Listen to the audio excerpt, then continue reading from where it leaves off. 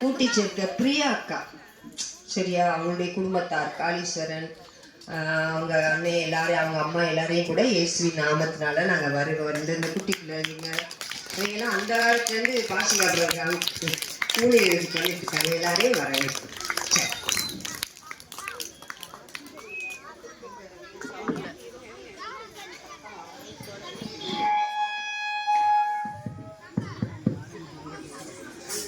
வாசிக்கும்படியாக குறிக்கப்பட்ட வேத பாடம் யோவான் எழுதின சுவிசேஷம் அதிகாரம் 3 வசனங்கள் 1 முதல் 16 முடிய. யூதருக்குள்ளே அதிகாரியான நிக்கோதேமு எனப்பட்ட பரிசேயன் ஒருவன் இருந்தான். அவன் காலத்திலே இயேசுவினிடத்தில் வந்து, ரபி, நீ தேவனிடத்தில் இருந்து வந்த போதகர் என்று அறிந்திருக்கிறோம். ஏனெனில் ஒருவனும் தன்னுடனே தேவன் இராவிட்டால் நீ செய்கிற இப்படிப்பட்ட அற்புதங்களை செய்ய மாட்டான் என்றான். இயேசு அவனுக்கு பிரதிபுத்திரமாக, ஒருவன் மறுபடியும் பிறவாவிட்டால் தேவனுடைய ராஜ்யத்தை காண மாட்டான் என்று மெய்யாகவே மெய்யாகவே உனக்கு சொல்லுகிறேன் என்றார். அதற்கு நிக்கோதேமு, ஒரு மனுஷன் முதிர் வயதாய் இருக்கையில் எப்படி பிறப்பான்? அவன் தன் தாயின் கர்ப்பத்தில் 2ஆம் தரம் பிரவேசித்து பிறக்கக்கூடுமோ என்றான். இயேசு பிரதியுத்திரமாக, ஒருவன் ஜலத்தினாலும் ஆவியினாலும் பிறவாவிட்டால் தேவனுடைய ராஜ்யத்தில் பிரவேசிக்க மாட்டான் என்று மெய்யாகவே மெய்யாகவே உனக்கு சொல்லுகிறேன். மாம்சத்தில் பிறப்பது மாம்சமாய் இருக்கும், ஆவியினால் பிறப்பது ஆவியாய் இருக்கும். நீங்கள் மறுபடியும் பிறக்க வேண்டும் என்று நான் உனக்கு சொன்னதை குறித்து அதிசயப்பட வேண்டாம். காற்றானது தனக்கு இஷ்டமான இடத்திலே வீசுகிறது, அதன் சத்தத்தை கேட்கிறாய், ஆகிலும் அது இன்ன இடத்திலிருந்து வருகிறது, இன்ன இடத்துக்கு போகிறது என்றும் உனக்கு தெரியாது. ஆவியினால் பிறந்தவனும் அவனும் அப்படியே இருக்கிறார் என்றார். அதற்கு நிக்கோதேமு, இவைகள் எப்படி ஆகும் என்றான். இயேசு அவனை நோக்கி, நீ இஸ்ரவேலில் போதகனாய் இருந்தும் இவைகளை அறியாமல் இருக்கிறாயோ? மெய்யாகவே மெய்யாகவே நான் உனக்கு சொல்லுகிறேன். இப்போ நம்மளுக்கு இந்த இடத்த அவங்க வீட்டுக்கு பக்கத்தில் இந்த நிகழ்வுகளை நடத்துறதுக்கு நமக்கு எல்லா உதவிகளையும் செய்த திரு மலைச்சாமி ஐயா அவர்களை நம்ம ஐயா பொன்னாடை போட்டி காணப்படுத்துவாங்க.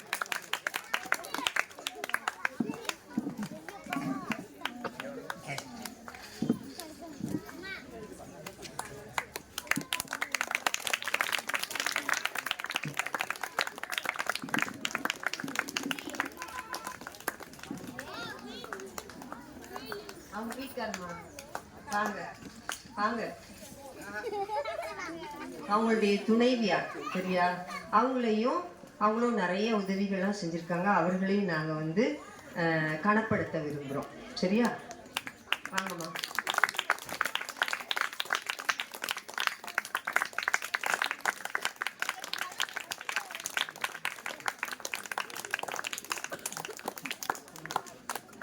ரொம்ப நன்றிங்க. இப்போ மேடையில் இருக்கிறவங்க நாங்கள் எல்லாருமே கீழே இறங்கிடுவோம். இப்போ பிள்ளைகளுடைய நிகழ்வுகள் தான், அதனால் எல்லாரும் பார்த்து ரசிக்கும்படி பிள்ளைகள் எவ்வளோ அழகாக நிறைய தாளந்துகள் திறமைகள்லாம் இருக்குது அப்படின்றத எல்லாரும் அறிந்து கொள்ளும்படி உற்சாகப்படுத்தும்படி இயேசுவின் நாமத்தினால அவங்க எல்லாரையும் கேட்டுக்கொள்கிறேன். நன்றி. சரி, எல்லாரும் சந்தோஷமா இருக்கீங்களா? சரி, உங்களை பார்க்க எவ்வளோ பேர் வந்திருக்காங்க. அவங்களுக்குலாம் ஒரு கைத்தட்டு கொடுத்துடலாமா? சரி, தேங்க்யூ. இப்போ முதலாவதாக வரவேற்பு நடனம்.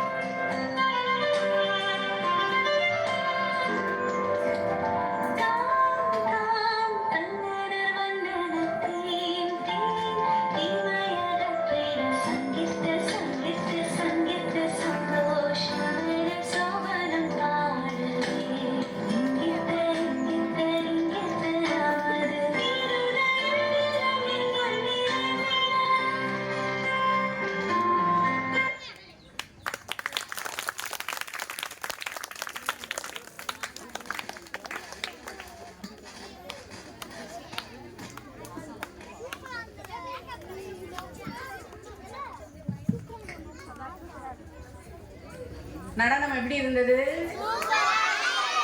சரி, இப்ப வசனம் சொல்ல எல்லாம் ரெடியா இருக்கீங்களா? சரி, அமைதியா லைனா வரிசையா மேல ஏறுங்க பாப்போம்.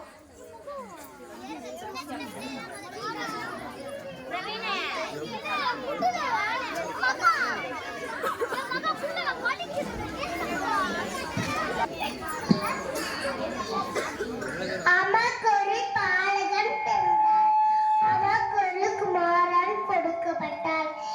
ஏசாயா கட்டத்துவம் அவர் தோளின் மேலிருக்கும். ஏசாயா 9:6.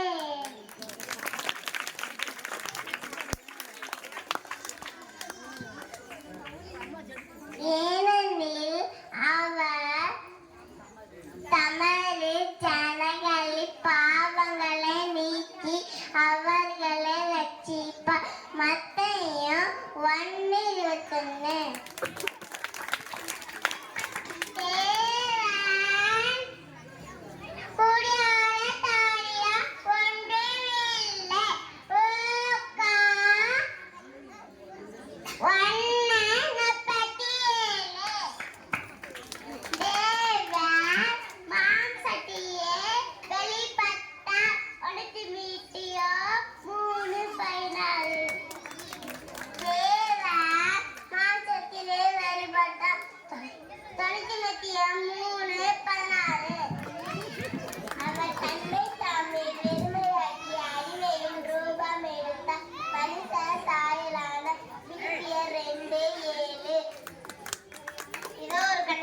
கற்பவதியாகி ஒரு குமாரனை பெறுவாய்.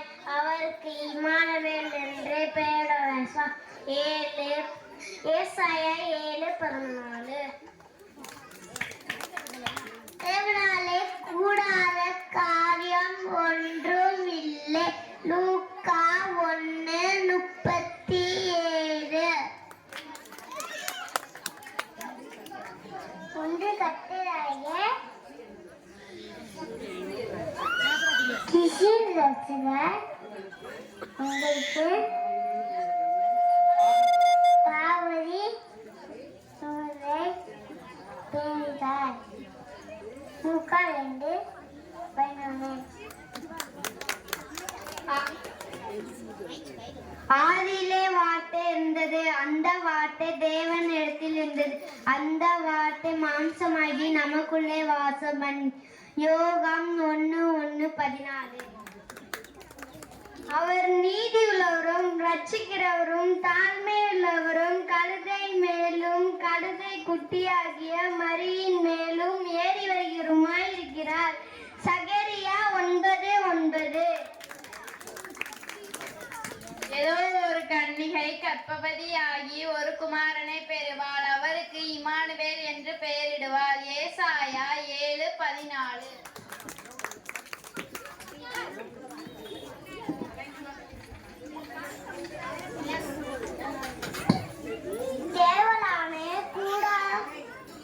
தேவனாலே கூடாத காரியம் ஒன்றும் இல்லை. லூக்கா 1:37. ஒரு நட்சத்திரம் யாக்கோபிலிருந்து உதிக்கும். ஒரு செங்கோல் இஸ்ரவேலிலிருந்து எழும்பும். எனாகமம் 24:17. ஆதியிலே வார்த்தை இருந்தது. அந்த வார்த்தை தேவனுடைய இருந்தது. அந்த வார்த்தை அம்சமாகிய நமக்குள்ளே வாசம் பண்ணினார். யோவான் 1:14. மேலே ஏறி அதை குட்டியாக மாறி அதன் மேலே ஏறி வருகிறவராய் இருக்கிறார். சகோரியா 9:9. கெபிரேத்தா எண்ணப்பட்ட பெத்லகேமே, நீ யூதேவில் உள்ள ஆயிரங்களுக்கு சிறியதாய் இருந்தும் இஸ்ரவேலை ஆளப் போகிறவன் உன்னிடத்திலிருந்து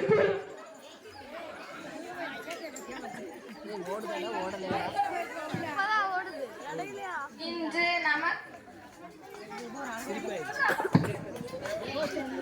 இதோ ஒரு கன்னிகை கர்ப்பவதியாகிய ஒரு குமாரனை பெறுவாள். அவருக்கு இம்மானுவேல் என்று பெயரிடுவாள். ஏசாயா 7:14. நமக்கு ஒரு பாலகன் பிறந்தார். நமக்கு ஒரு குமாரன் கொடுக்கப்பட்டார். கர்த்துவம் அவர் தோளின் மேல் ஒலிக்கும். ஏசாயா 9, 6.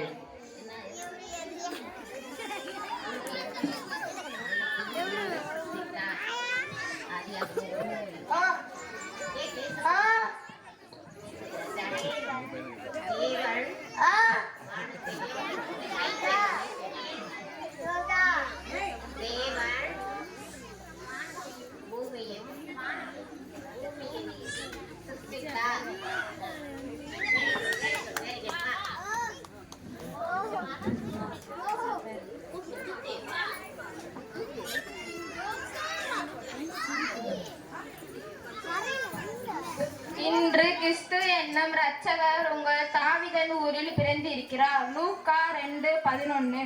நமக்கு ஒரு பாலகன் பிறந்தார், நமக்கு ஒரு குமாரன் கொடுக்கப்பட்டார், கர்த்தத்துவ நாம் தோள் மேல் இருக்கும். ஏசாயா 9:6. ஆதியிலே வார்த்தை இருந்தது, அந்த வார்த்தை தேவனிடத்தில் இருந்தது, அந்த வார்த்தை மாம்சமாகிய நமக்குள் வாசம் பண்ணினார். யோவான் 1:14. முன்னாடி விழுந்து நம்ம பார்த்து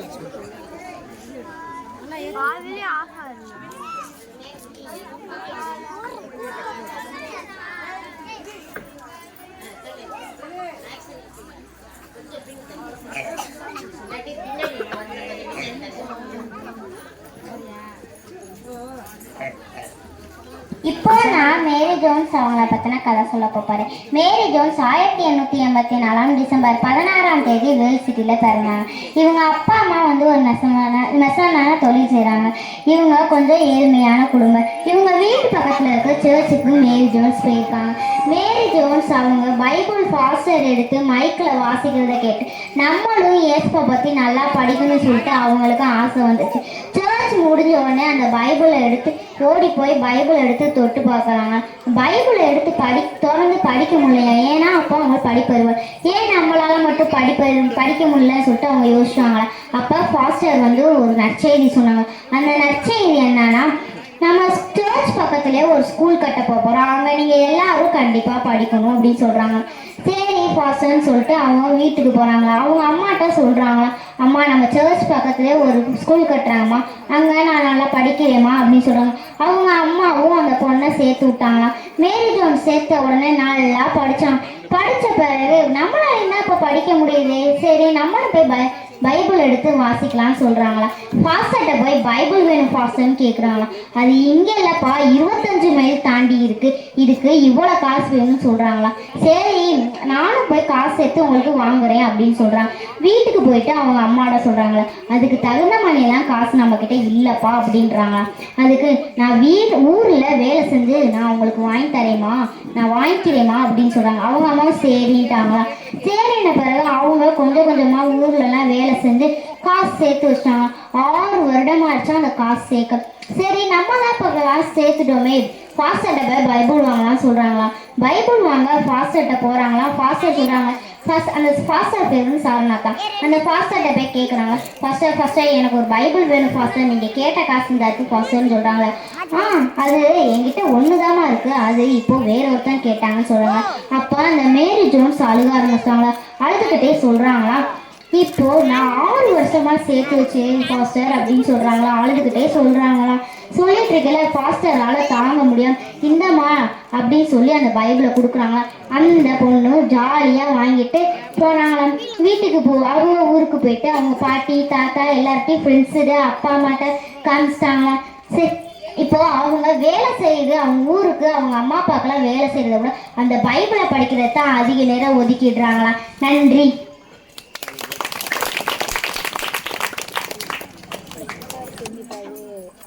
இப்போது சங்கீதமும் 23வது அதிகாரத்தையும் சங்கீதத்தில் 91வது அதிகாரத்திலையும் படித்த வசனங்களை இந்த பாப்பா சொல்ல போறா, கேட்போம். சங்கீதம் 23. கர்த்தர் என் மேய்ப்பராய் இருக்கிறார், நான் தாழ்ச்சி அடையேன். அவர் என்னை புல்லுள்ள இடங்களில் மேய்த்து அமர்ந்த தண்ணீர்கள் அண்டையில் என்னை கொண்டு போய் விடுகிறார். அவர் என் ஆத்துமாவை தேற்றி தம்முடைய நாமத்தின் மீட்டம் என்னை நீதியின் பாதைகளில் நடத்துகிறார். நான் மரண இருளில் பள்ளத்தாக்கு கீழே நடந்தாலும் பொல்லாப்புக்கு பயப்படேன். தேவரின் என்னோட கூட இருக்கிறது. உமது கோல் உமது தடிகள் என்னை தேற்றும். என் சத்துருக்களுக்கு முன்பாக நீர் எனக்கு ஒரு பந்தியை ஆயத்தப்படுத்தி என் தலையை எண்ணெயால் அபிஷேகம் பண்ணுகிறேன். என் பாத்திரம் நிரம்பி வழிகிறது. என் ஜீவனுள்ள நாளெல்லாம் நன்மையும் கிருபையும் என்னை தொடரும். நான் கர்த்தருடைய வீட்டிலே நீடித்த நாட்களாய் நிலைத்திருப்பேன். சங்கீதம் 91. உன்னதமானவரின் மரபில் இருக்கிறவர் சர்வவலுடைய நிலையில் தங்குவோம். நான் கர்த்தரை நோக்கி நீர் என் அடைக்கலம், என் கோட்டை, என் தேவன் நான் நம்பினருக்கு சொல்லுவேன். அவர் என்னை வேனுடைய கண்ணிக்கும் பாலாக்கும் கொள்ளை நோய்க்கும் தப்புவிப்பார். இருளில் உண்டாகும் பயங்கரத்துக்கும் பகலில் பறக்கும் அம்புக்கும் இருளில் பாலாக்கும் கொள்ளை நோய்க்கும் மத்தியானத்தில்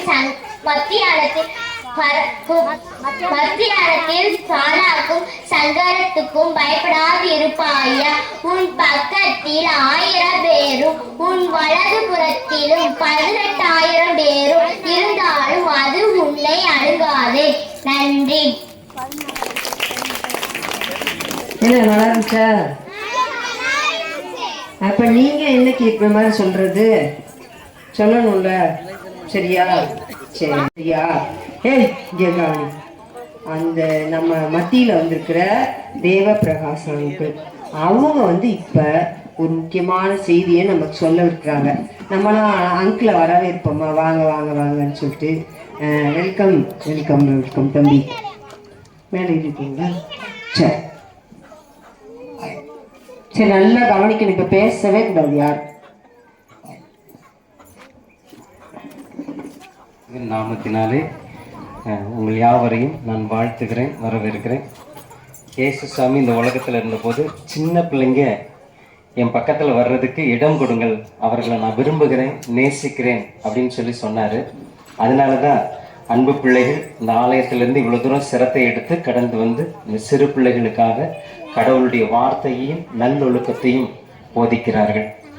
ஒரு வசனம் வேத பகுதியிலேருந்து வாசித்ததில் ஒரு வசனத்தை நான் உங்களோட கூட விளக்கி சொல்ல நான் வாஞ்சிக்கிறேன். தேவன் தம்முடைய ஒரே பேரான குமாரனை விசுவாசிக்கிறவன் எவனோ அவன் கெட்டு போகாமல் நித்திய ஜீவனை அடையும்படிக்கு, நித்திய வாழ்வை அடையும்படிக்கு இயேசுவை தந்தருளி இவ்வளவாய் உலகத்தை அன்பு கூர்ந்தார்.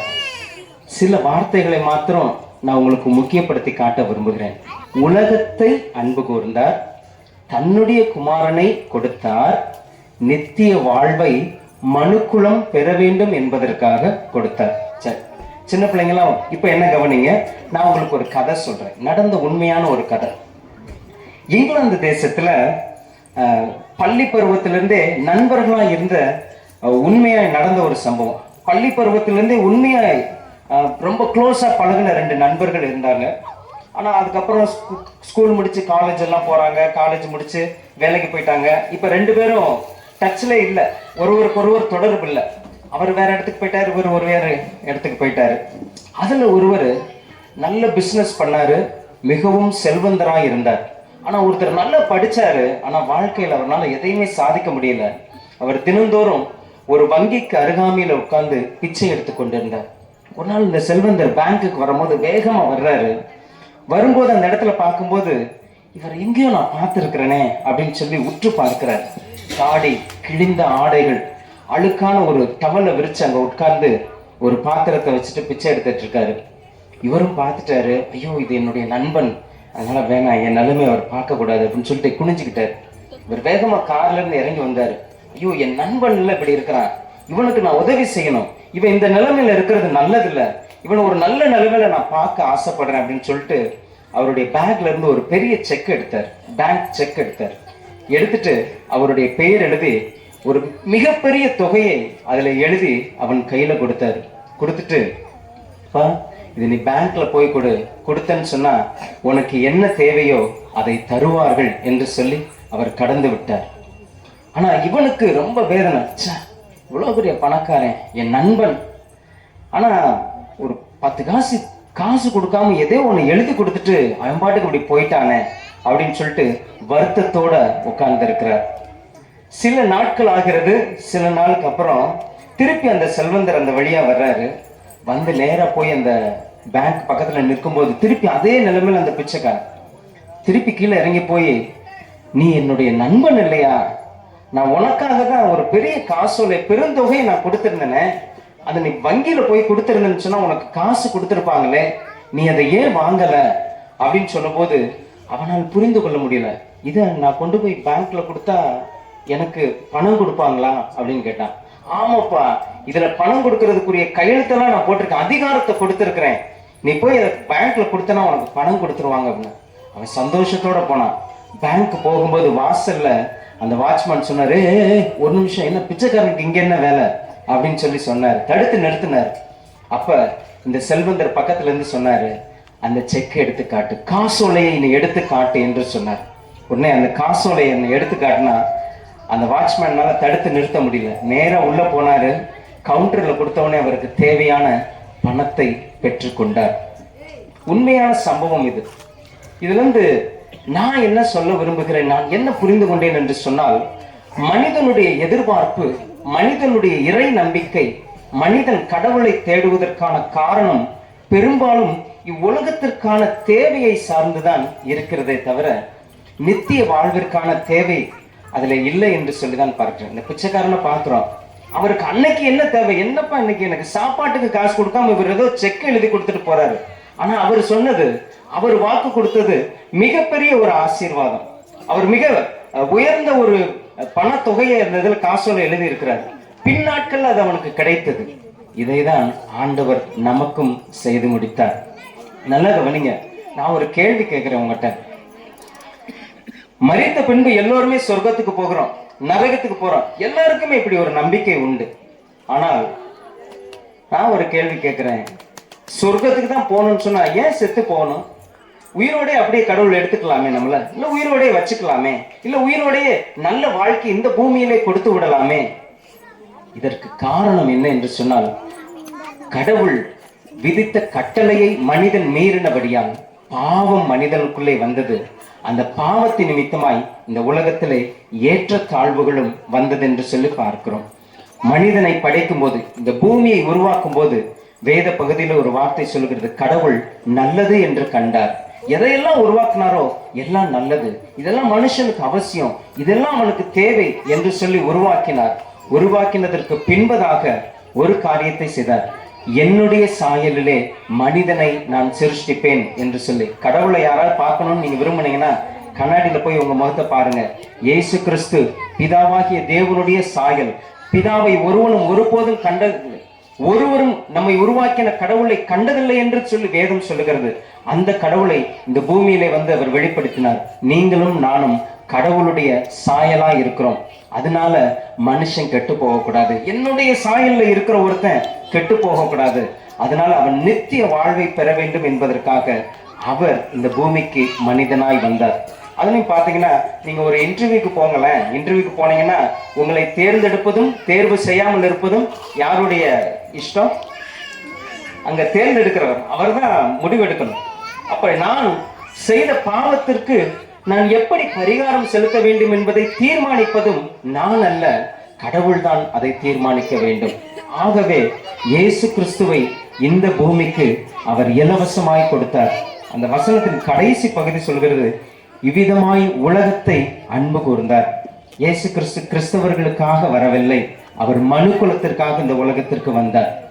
யாரெல்லாம் அவரை நம்புகிறார்களோ, எனக்கு பாவ மன்னிப்பு வேண்டும், என்னுடைய வாழ்க்கையில ஆசீர்வாதம் இல்லை, இந்த பாவத்தினாலே என்னுடைய வாழ்க்கையில சாபம் இருக்கிறது, என்னுடைய வாழ்க்கையில நிம்மதி இல்லை என்று சொல்லி யாரெல்லாம் நம்புகிறீர்களோ, இயேசுவை நோக்கி, ஆண்டவரே நீர் என்னுடைய பாவத்திற்காக மரித்தீர் என்று சொல்லி வேதம் சொல்லுகிறது. உம்மை நாம நம்புறேன், உங்களை நான் விசுவாசிக்கிறேன் என்று சொல்லி உங்களுடைய இருதயத்தில் விசுவாசிப்பீர்கள், ஆனால் நித்திய வாழ்வை அவர் தள்ள தர வல்லவராய் இருக்கிறார். அதுதான் இந்த வேத வசனம் சொல்லுகிறது. எனக்கு அன்பான தேவனுடைய பிள்ளைகளே, இயேசு கிறிஸ்து இந்த உலகத்திலே மனு குலத்திற்காக வந்தார். தனி மனிதனுக்காக அல்ல, ஒவ்வொருவருக்காகவும் ஒவ்வொருவருடைய பாவத்திற்காகவும் அவர் ரத்தம் சிந்தினார். பரிகாரத்தை அவர் செய்தார். தேவனுக்கும் மனுஷனுக்கும் இடையே இருந்த அந்த பிரிவினையை மாற்றி இருவரையும் ஒப்புரவாக்கினார். ஆகையால் இந்த கிறிஸ்துமஸ் நாளில், இந்த கிறிஸ்துமஸ் கொண்டாட்ட நிகழ்ச்சியில நான் உங்களுக்கு சொல்லக்கூடிய ஒரே ஒரு காரியம், கிறிஸ்தவம் ஒரு மதம் என்று சொல்வதை பார்க்கலாம், அது ஒரு வழி. இயேசு கிறிஸ்து நித்திய வாழ்விற்கான ஒரு வழியை காட்டி சென்றார். அந்த வழியை விசுவாசிப்பதும் அல்லது இதை குறித்து எனக்கு தேவையில்லை என்று சொல்லி விட்டு விடுவதும் ஒவ்வொரு மனிதனுடைய தனிப்பட்ட வாழ்க்கையில அவன் எடுக்க வேண்டிய தீர்மானம். இது நிர்பந்தம் அல்ல, யாரையும் கட்டாயப்படுத்தவும் இல்லை, யாரையும் கட்டாயப்படுத்த முடியவும் முடியாது. ஆகையால் தெளிவாய் ஒரு காரியத்தை சொல்கிறேன், நித்திய வாழ்வை நாம் பெற வேண்டுமானால் இயேசுவை தவிர வேறே ஒரு வழி இல்லை. அவர் இந்த உலகத்தின் ஆசீர்வாதங்களுக்கு மாத்திரமல்ல, நித்திய வாழ்விற்கான தேவனாய் இருக்கிறார். கடவுள் தாமே உங்களை ஆசீர்வதிப்பாராக. ஆமென்.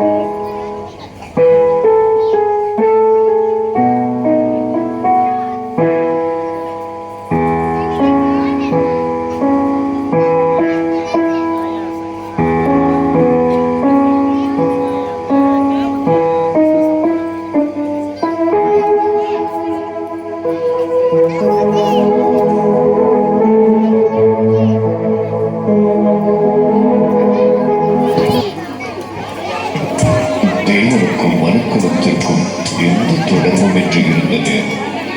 தேவாதி தேவன் தம்முடைய சொந்த குமாரனாகிய இயேசு கிறிஸ்துவை இந்த உலகத்தின் மீட்பராக அனுப்ப சித்தமானார்.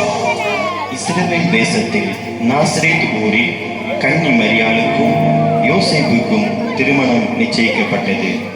ஒரு நாள் இரவு மரியாள் நித்திரை செய்து கொண்டிருக்கையில் தேவதூதன் சொப்பனத்தில் தோன்றி,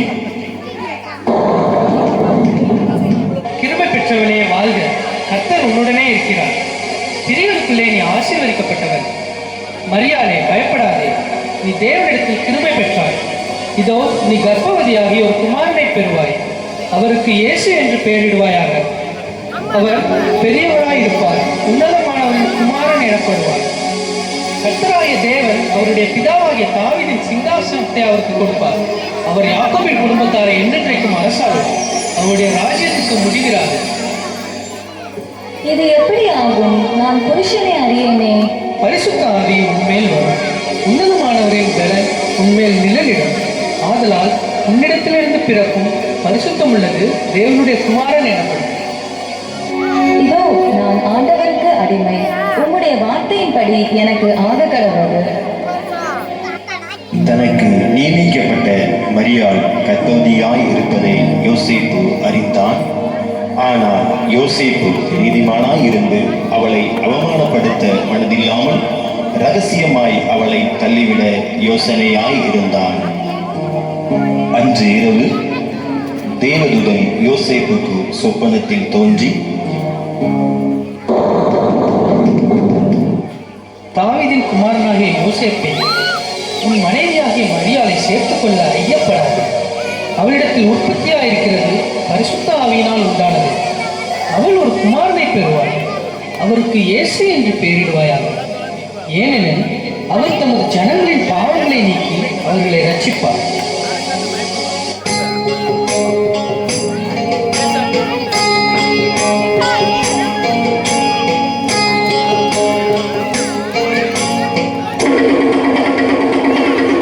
இதனால் சகல ஜனங்களுக்கும் தெரிவிக்கப்படுவது என்னவென்றால்,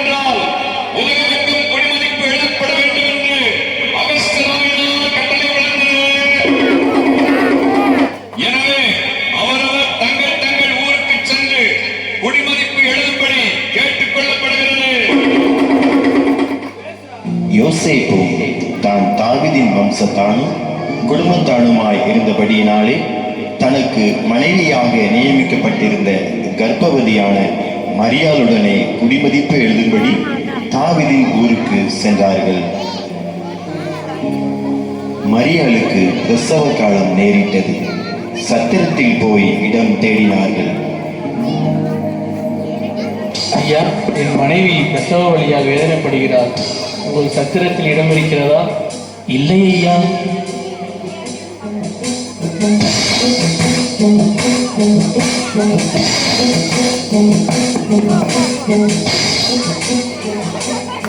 ஐயா, என் மனைவிக்கு பிரசவ காலம் நேரிட்டது. உங்கள் சத்திரத்தில் இடம் இருக்கிறதா? இடம் காலியாக இல்லையே.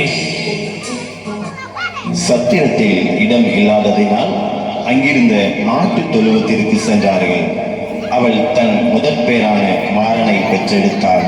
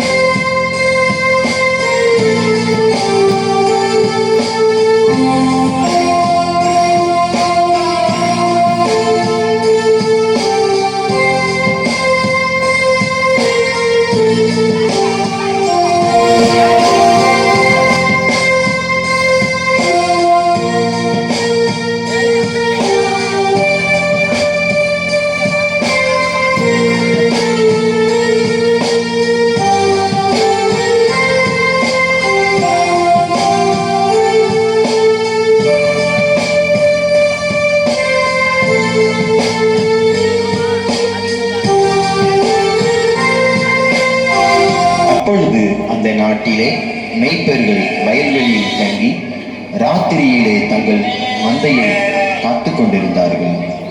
அவ்வேளையிலே கர்த்தருடைய தூதன் அவர்களை நோக்கி, பயப்படாதிருங்கள், இதோ எல்லா ஜனத்திற்கும் இந்த சந்தோஷத்தை உண்டாக்கும் நற்செய்தியை உங்களுக்கு அறிவிக்கிறேன். இன்று கர்த்தராகிய கிறிஸ்து என்னும் இரட்சகர் உங்களுக்கு தாவீதின் ஊரிலே பிறந்திருக்கிறார். பிள்ளையை துணிகளில் சுற்றி முன்னணியிலே கிடைத்திருக்க காண்பீர்கள். இதுவே உங்களுக்கு அடையாளம்.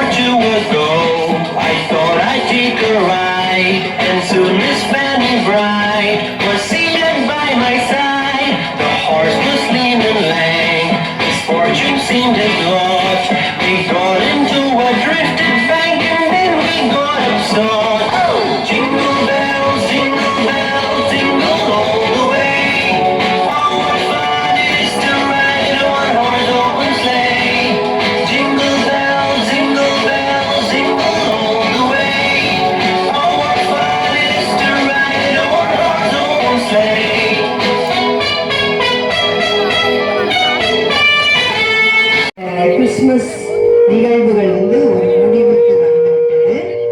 இந்த கிராமத்தில் இருக்கிற எல்லாருக்கும் சாந்திநகர் குருசேகரத்தின் சார்பிலும் எங்களுடைய தலைமை போதகர் ரெவரண்ட் டாக்டர் திலீப்குமார் ஐயாவுடைய சார்பிலும் நிர்வாக கமிட்டியின் சார்பிலும் இனிய கிறிஸ்துமஸ் வாழ்த்துக்களை நாங்கள் தெரிவித்துக் கொள்கிறோம். ஆண்டவர் இந்த கிராமத்தை நேசிக்கிறாரு. நான் கிட்டத்தட்ட ஒரு 20-25 வருஷத்துக்கு மேல இங்க நிறைய பேர் சின்ன பிள்ளைங்களுக்கு நாங்க இந்த மாதிரிலாம் நடத்திருக்கோம். ஆனா இந்த வருஷம் விசேஷித்த விதமா ஒரு மிக சிறப்பான நிகழ்வை நாம கண்கிறோம். அதனால ஏசப்பா உங்களை ரொம்ப நேசிக்கிறாரு.